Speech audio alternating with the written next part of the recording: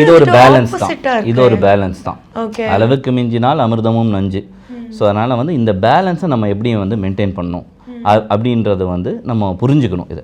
So இப்போ mostly இப்போ skin கேன்சர்ன்றது வந்து பார்த்திங்கன்னா எல்லா இடத்துலையும் குளோபலி இருக்குது. ஆனால் நீங்கள் இன்னும் க்ளோஸாக இதை நோட் பண்ணிங்கன்னா இதோட வந்து ப்ரிவேலன்ஸ், அதாவது எங்கே அதிகமாக இருக்குது அப்படின்னா மோஸ்ட்லி வந்து ஒயிட் டோன் பீப்புள்கிட்ட தான். ஸோ அவங்களுக்கு அந்த சன்லைட் எக்ஸ்போஷர், இப்போ நம்ம இது எல்லாமே சொல்கிறது வந்து இங்கிலீஷ் மெடிசன் தானே சொல்கிறோம்.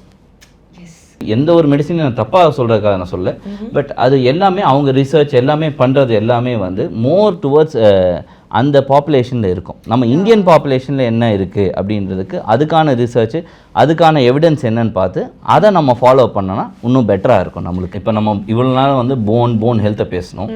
ஜாயிண்ட்ன்றது வந்து 2 எலும்பு சேர்றது தான் ஜாயிண்ட்டுன்னு நம்ம சொல்றோம். Correct, exactly. இப்போ வந்து இங்கே ஒரு எலும்பு இருக்குது, இங்கே ஒரு எலும்பு இருக்குன்னா இந்த 2 எலும்பும் சேர்றது தான் ஜாயிண்ட்டுன்னு சொல்கிறோம்.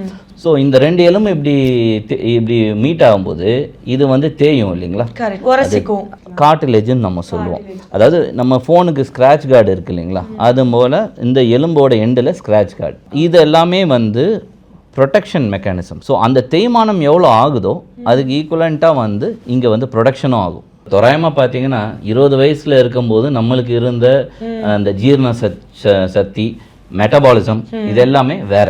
கரெக்ட். இதே 40 வயசில் இருக்கும்போது நான் 20 வயசில் இருக்கிற மாதிரி சாப்பிட முடியுங்களா? முடியவே முடியாது.